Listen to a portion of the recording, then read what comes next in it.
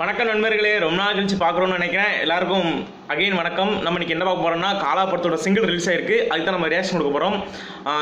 பாட்டோட பேர் என்ன பார்த்தோன்னா செம்ம வெயிட்டு. அருண் காமராஜர் தான் லிரிக்ஸ் எழுதியிருக்காரு. ஆல்ரெடி நெருப்புடா வந்து நம்ம மைண்டில் இருக்குது. ஆனால் அதில் வந்து பாடியிருப்பார். இதில் வந்து ரேப் லேஸாக தான் பாடியிருக்காருன்னு நினைக்கிறேன். சந்தோஷ் நாராயணன் மியூசிக் போட்டிருக்காரு. பா ரஞ்சித் டேரக்டர். மற்றெல்லாம் தெரியும். ரொம்ப நேரம் டைம் வேஸ்ட் பண்ணால் சீக்கிரம் பாட்டு கேட்போம்.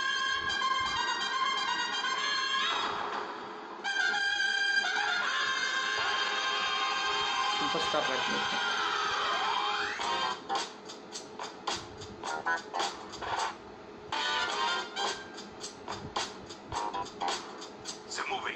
செம்ம வெயிட்.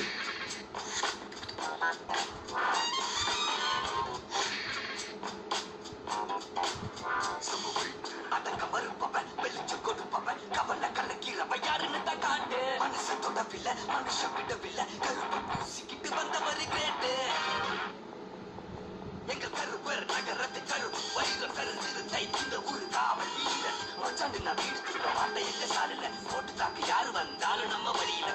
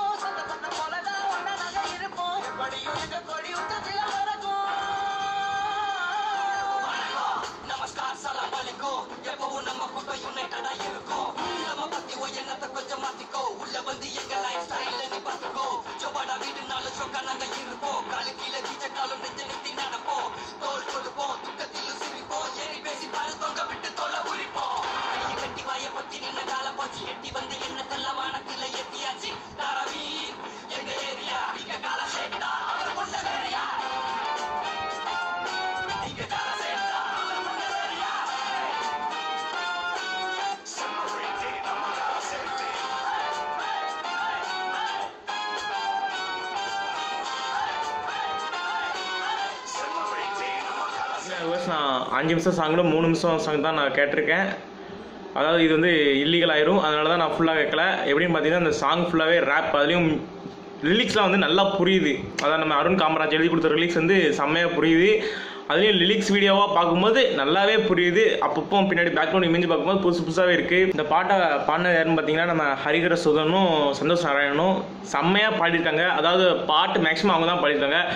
இந்த பாட்டு பாடிட்டு இருக்கும்போது ஓடைக்கல செம்ம வெயிட்டு. அந்த சாங் அந்த இடத்துல சொல்லுவது வந்து சூப்பராக இருக்குது. இப்போ வந்து இவங்க பாடிட்டே இருக்கும்போது ஒரு ஊடைக்கில் வந்து செம்ம வெயிட் அப்படின்னு குரல் நல்லா டீப்பாக இருக்கும்போது நல்லா இருக்குது. அந்த இடத்துல சூப்பராக இருந்தது.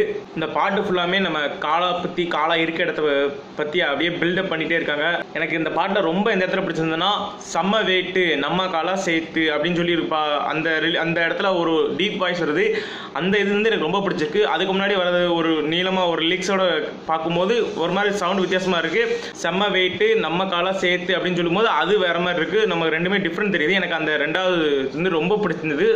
ஸ்டார்டிங் உள்ளது லிரிக்ஸோட பார்க்கும்போது உண்மையில் ரொம்ப நல்லாவே இருக்குது. இந்த பாட்டோட ஃபுல்லாக கேட்கும்போது எனக்கு என்ன புரிஞ்சுதுன்னா, இவங்க இந்த படத்தில் வந்து எல்லாருமே யூனிட்டியாக இருக்காங்க. அதை பிரிக்க நினைக்கிறவங்களுக்கு தான் வில்லனாக இருப்பான்னு நினைக்கிறேன்.